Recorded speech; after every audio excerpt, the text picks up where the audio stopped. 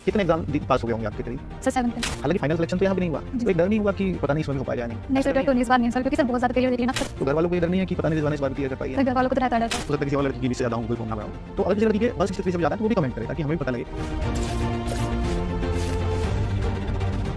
बच्चों, आपने देखा होगा कि एसएससी में 160 प्लस मैंने लड़कों वाले तो कई इंटरव्यू कर दिए हैं, क्या लड़की के भी 160 प्लस आ सकते हैं? तो ये आज आपके सामने जीता जागता उदाहरण है कि 160 में से 163 मार्क्स आए हैं रिजवाना के। रिजवाना है हापुड़ के, जो छोटा सा कस्बा है हापुड़ के अंदर, पिलखवा, वहां से बिलोंग करती हैं और वास्तव में 163 से ऊपर 160 में से 163 आना ही ताज्जुब की बात है। और सबसे बड़ी बात, कोई भी एनसीसी का मार्क्स नहीं है। मैं रिजवाना से पूछना चाहूंगा कि आपके रॉ मार्क्स कितने थे? सर 155.5। अच्छा, 155.5 से बाकी इनको नॉर्मलाइजेशन मिला जिससे 163 पे पहुंच गई हैं। बहुत अजीब सा लगता है 160 में से 163 कैसे आ सकते हैं, और नॉर्मलाइजेशन से ये सब कुछ संभव हो पाया है।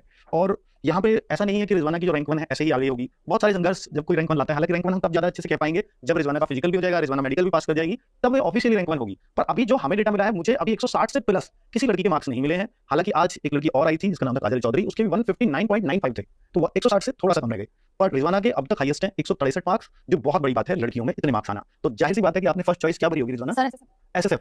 तो एसएसएफ सबकी चॉइस, जितने भी टॉपर्स हैं, मैं जितने से भी सबसे सुन रहा हूँ कि सबकी एसएसएफ ही है। एसएसएफ अच्छी है, ये कैसे पता चला थोड़ा? सर आपने ही बताया था जी सर, क्योंकि सर पढ़ने का टाइम चाहिए, आगे जाके कुछ करना है। अच्छा, आपका मतलब और भी आगे तैयारी करने का मन है, जिस वजह से इन्होंने चुना है एसएसएफ को। एसएसएफ आपको बताता चलूं कि लड़कियों के लिए जितनी भी फोर्सेज हैं वो सब में सबसे अच्छी नौकरी है। यहाँ 6 घंटे की ही शिफ्ट वाइज ड्यूटी होती है, 2 दिन का रेस्ट होता है हफ्ते में, वो 2 दिन सैटरडे संडे भी हो सकते हैं और मंडे ट्यूसडे भी हो सकते हैं, जैसे आपस में सेटलमेंट होता है उस तरह से होता है। तो एक सैलरी भी, क्योंकि दिल्ली के अंदर है ये जॉब, तो एक सैलरी भी अचार अच्छा बन जाता है, तो सैलरी भी बहुत अच्छी खासी बन जाएगी। तो 45-50 के आसपास पहली सैलरी रिजवाना को मिलने वाली है। सबसे कम ट्रेनिंग में भी बहुत कम समय लगता है, इनकी ट्रेनिंग सबसे कम टाइम की और सबसे आसान है।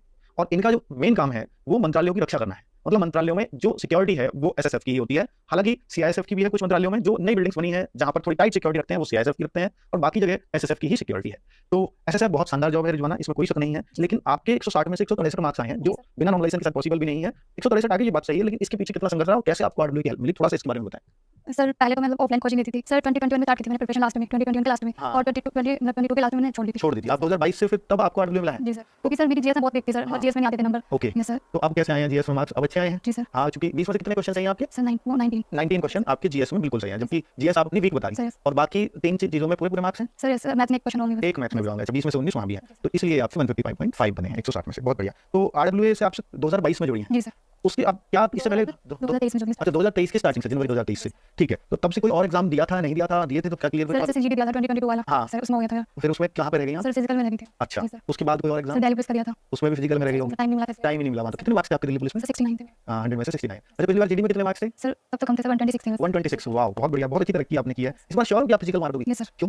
सर मैंने सर एग्जाम के बाद ही स्टार्ट कर दिया था। एग्जाम देके इतने मार्क्स पे तो पता लग जाता है, क्योंकि आपके 80 में से 78 क्वेश्चन सही है ना? तो इतना, और जब पता होता है कि यार 78 है तो एक दो और गलत हो जाएगा, ऐसे ही रहती है। सर जीएस में था कि एक दो लोग हो सकते हैं, जीएस बाकी में नहीं था। जीएस में मैं थोड़ा पूछना चाहूंगा कि यहाँ नेगेटिव मार्किंग 1/8 की थी पहली बार, और मैंने बोला भी था कि तुक्का मार के आओ, तो आपने जो है कितने श्योर सही थे और कितने तुक्के से सही हुए? सर 16 मेरे श्योर सही थे। 4 तो बाकी जो बचे थे 4 थे सर। 4 में से आपके 3 सही निकले। 3 सही मैं तुक्का नहीं लगाया था। निकले। ऑब्वियस सी बात है, अगर 4 में तुक्का मारोगे 3 सही है तो वो बहुत दिमाग से लगाए गए होंगे, और कुछ में पता होगा 90% था कि हाँ ये हो सकता है, तो इसलिए। तो किए तो ऑप्शन बिल्कुल नहीं होंगे, पर इन दोनों में से कोई सा हो सकता है, ऐसा कुछ किया होगा। बहुत सही। तो तुक्का भी नहीं कहेंगे इसको कि अपना दिमाग सर जो मैथ में गलत हुआ वो ऐसे प्रेशर हो गया गलत। अच्छा, वरना और 165 66 होते 160 थे। चलिए, बहुत बढ़िया। अच्छा, इससे पहले आपने कई सारे एग्जाम्स पास किए हैं, और ये सारे एग्जाम्स पास आपके जो आरडब्ल्यू से जुड़े उसके बाद से हुए हैं, पहले भी हुए थे?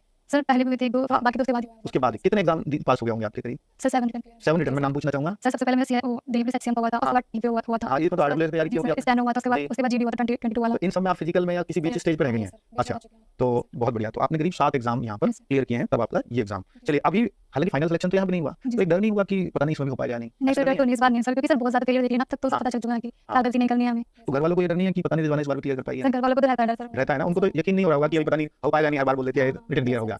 तो जब 7 आपने क्लियर कर दिए तो हर बार उनसे एक बोला वो क्लियर हो गया, उनको लग रहा सर था मन नहीं करता बताने का, तो मतलब ये कि फाइनल होगा तभी ज्यादा खुशी होगी। देखो रैंक 1 ऑब्वियसली अगर ये सब कुछ क्लियर कर जाती है तो ऑफिशियली इसकी रैंक हो सकता है 1 देखने को मिले। मुझे नहीं पता कि हो सकता है किसी और लड़की की भी से ज्यादा गूगल फॉर्म ना बनाओ, तो अगर किसी लड़की के 163 से ज्यादा है तो वो भी कमेंट करे ताकि हमें भी पता लगे, और कमेंट ही ना करे कि हम गूगल फॉर्म में वो मांग रहे हैं आपके आंसर शीट की कॉपी, तो वो भी लगा दे, तभी हम यकीन करेंगे 163 से आपके किसी के ज्यादा है, तो वो भी बढ़े। और मैं चाह रहा हूँ कि वो कैसे आपने पढ़ाई की, तो ये सब चीजें इसलिए जान रहा हूँ ताकि उन बच्चों को भी फायदा हो जाए जो आगे तैयारी करते हैं। और जब 126 मार्क्स थे रिजवाना के पहले, और अब ये 160 के आसपास पूरे मतलब क्वेश्चन सही कर पा रही है। सर मेरा टॉप 10 में भी नाम आया था एक बार। अच्छा, आप मॉक हरवा देती थी? जी सर। मॉक खूब दिया आपने? मॉक में क्या स्कोर बनता था? सर स्टार्टिंग में तो मतलब 120 से कम ही आता था, उसके बाद फिर 130 प्लस आने लगा मेरा। बहुत बढ़िया। उसके बाद मतलब 140 प्लस आया मेरा 2 बार, और एक बार टॉप 10 में आया था। टॉप 10 में नाम। अब देखिए वहाँ लड़कियों में टॉप 10 में एक बार नाम है, रैंक 5 थी मेरी उसमें। हाँ 5वीं रैंक थी, जबकि मैं हर बार नाम अनाउंस कर रहा था, है ना? तो एक बार आई, और यहाँ फिर वो लड़कियां तो यहाँ भी होंगी, और सबको यहाँ बीट करके नंबर 1 रैंक आई है। तो जरूरी नहीं है, देखिए कुछ बच्चे तो ऐसे होते हैं कि मॉक में कम प्रेशर है, इसलिए आसानी से घर बैठ के दे दिया, तसल्ली से एक माहौल है।